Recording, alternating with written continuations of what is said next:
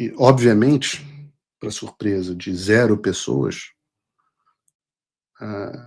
o hospital da F-Star, o local onde está o presidente Bolsonaro internado, publicou uma nota expondo os resultados desse show promovido pela senhora... Como é o nome dela? O pessoal bota aí no chat. Eu esqueci o nome da moça. Deve ser lembrada. Ela está de máscara, como normalmente os bandidos utilizam máscara. Cristiana. Ó. Parabéns, Cristiana. Porra, que orgulho chegar em casa, hein? Chegar em casa, se olhar no espelho e falar, eu sou uma merda.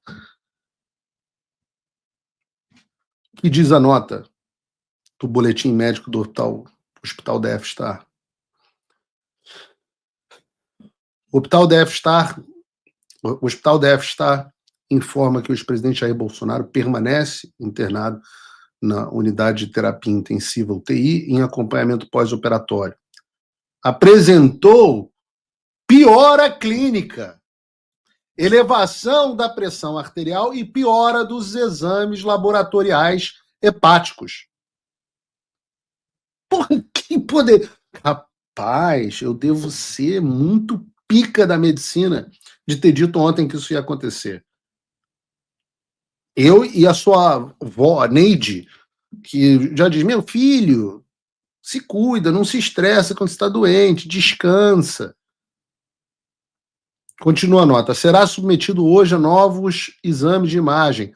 Continua em jejum oral e com nutrição parental exclusiva. Segue com a fisioterapia motora e as medidas de prevenção à trombose venosa. Persiste a recomendação de não receber visitas e não há previsão de alta da UTI. E assinam aí 5, 6, 7, sei lá, médicos. Eu não sei por que assinou. Eu, Paulo, teria falado assim, a senhora pega esse papelzinho aqui e eu digo o seguinte, eu assinarei no minuto em que eu der a minha primeira cagada. No minuto em que meu intestino funcionar, que eu vou começar a me sentir melhor, eu assino. Até lá, a senhora faz o que achar melhor. Reúne aí, o processo reúne 2 testemunhas, diz que eu aleguei que eu não estava em condições médicas de assinar, vai lá e leva para o Supremo Tribunal Federal. O trabalho vai ter feito. Não sei por que assinou. Não entendo nem a recomendação dos advogados de ter assinado. Não tinha que ter assinado. Não ia... Qual é a urgência de esperar mais uma semana? O que muda? O que muda? Processos no Brasil demoram anos. Quantos anos foi o julgamento do mensalão? Em que mudaria mais uma semana, 10 dias, 15 dias? E quem vai pagar pelos danos da saúde do presidente? Quem vai pagar pelo abalo causado a ele, a família? Ele faz a pergunta para ela e ela não responde. Quantos mandados de intimação a senhora já entregou em UTI? Ela não entregaria para estuprador, não entregaria para pedófilo, para homicida, para traficante. Mas o presidente Bolsonaro é menos do que todas essas pessoas.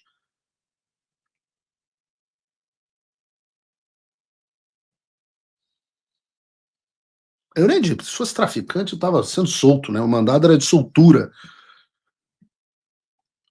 Vindo do STF, o amigo dos traficantes, né? Eu digo um amigo porque é onde, em geral, os traficantes acabam indo para serem soltos, né? Pelo menos o assunto teve repercussão nacional e internacional. Nacionalmente, óbvio, a repercussão é evidente, essas imagens tomaram o Brasil, até mesmo os veículos na velha mídia trouxeram essa notícia num tom mais crítico. Veja, por exemplo, Metrópolis, citando que a pressão de Bolsonaro subiu bastante com o oficial de justiça. A Veja também trouxe uma reportagem destacando o fato de que entre um exame e o outro, Bolsonaro, oficial de justiça caça Bolsonaro no hospital, né, incluindo no título a manifestação do Bolsonaro, que isso era inacreditável. Mas a repercussão internacional também foi grande.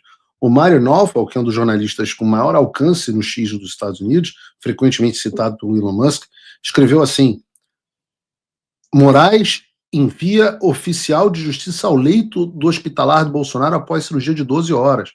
O implacável ministro do Supremo Tribunal Federal Alexandre de Moraes acaba de ordenar que o oficial de justiça compareça ao quarto da UTI de Jair Bolsonaro para entregar uma intimação judicial enquanto o ex-presidente se recupera de uma extensa cirurgia abdominal. A medida obriga Bolsonaro a apresentar sua defesa contra as acusações de tentativa de golpe diretamente de seu leito hospitalar. Acusações que, se confirmadas, podem levar uma pena superior a 20 anos de prisão. Críticos estão condenando Moraes por violar tanto o protocolo jurídico quanto os princípios básicos de humanidade na sua perseguição agressiva a Bolsonaro, sugerindo que as táticas do ministro ultrapassaram o limite da fiscalização judicial e entraram no campo da vingança pessoal. E quando eu vi, era um post já com centenas de milhares de visualizações. O vídeo também foi compartilhado pelo Visegrad 24, que é um portal de jornalismo com foco europeu. Eles escreveram assim: ministro do Supremo Tribunal Federal, Alexandre de Moraes, enviou oficial de justiça à UTI para intimar Jair Bolsonaro a apresentar sua defesa preliminar em até 5 dias no processo em que é acusado de tentativa de golpe de Estado, uma acusação que pode levá-lo a mais de 20 anos de prisão. Bolsonaro está se recuperando de uma cirurgia de 12 horas devido a complicações e por aí vai. Normalmente, o Supremo Tribunal Federal aguarda a recuperação dos investigados antes de realizar atos processuais. Mas como Alexandre de Moraes está determinado, diz o jornal, tá? Determinado a prender Bolsonaro, está disposto a atropelar até mesmo a Constituição brasileira na sua perseguição. Outro jornal a trazer essa história foi o britânico The Times, um dos maiores jornais do Reino Unido e um dos mais antigos e mais influentes do mundo. Olha o que eles publicaram no Instagram deles. Bota o vídeo aí.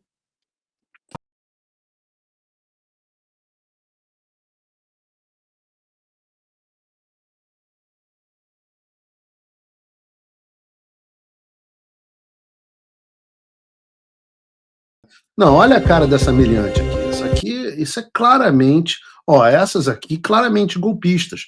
Quando você vê e procura a imagem de golpistas, você vê aqui Dona Gertrude, claramente golpista, por trás dela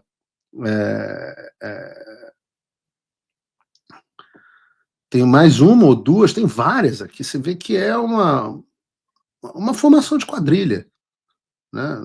Praticamente o pessoal do CPX. Eu não sei como é que não estão usando o boné do CPX. Não, o boné do CPX é bom. O boné do CPX é um pessoal bacana que usa. Normalmente, bandeira do Brasil. Eu duvido que você não ache um batom com essas mulheres aí. Eu duvido. Mas nessa história de perseguição, eu mesmo ontem estava na TV americana, na TV mesmo, comentando esse assunto no programa de televisão da Chanel Ryan. E eles, inclusive, exibiram as imagens do Bolsonaro no hospital e eu pude explicar sobre todos os aspectos da perseguição dele. Falei sobre a tentativa de assassinato político, do assassinato físico, do assassinato legal, né? E ela ficou absolutamente chocada com o que eu falei do Brasil. Dá para ver a cara de surpresa dela, né? Olha, bota em tela inteira aí, Bruno, em tela inteira aí, por favor, Bruno. A cara da Chanel Ryan. Essa é a cara da Chanel Ryan com a explicação. Acho que essa cara é icônica, né? Sobre o que está acontecendo no Brasil. Essa é a cara das pessoas quando eu conto o que acontece no Brasil. E, de fato, não tem como não ficar chocado. Não tem como não tem, no mundo civilizado, isso é algo difícil de explicar. O ministro do Supremo Tribunal Federal mandando citar um ex-presidente que está internado na UTI. A gente tem casos onde o STF passou mais de 10 meses tentando notificar o deputado Paulinho da Força, que nunca era encontrado pelo oficial de justiça. Estranho, né? Tem um caso da justiça passando 6 anos, olha aí na tela, tentando encontrar o Boulos para citá-lo numa ação de dano ao patrimônio público. Talvez o Boulos tenha pintado alguma estátua de batom, não sei, não, aí seria golpe de Estado, abolição violenta do Estado Democrático de Direito. Engraçado, e o Boulos estava em programa de televisão, dava entrevista, ia para manifestações, nunca era encontrado, né? Não teve um oficial de justiça cristiano falando assim, não, estou aqui com uma missão, uma incumbência. Aí a ação dele prescreveu e ele saiu 100% livre. Mas no caso do Bolsonaro, graças ao grande trabalho da oficial de justiça Cristiane, tá lá ele sendo citado no leito da UTI, com risco de infecção, com possibilidade de piora no quadro médico, bababá, graças a Alexandre de Moraes, Cristiane e outros capangas. O Trump voltou. Isso já deve ter tirado um peso das suas costas. Mas e o Brasil? O nosso país continua atolado e achar que só a vitória do Trump vai resolver tudo é ilusão. Nada vai mudar sozinho.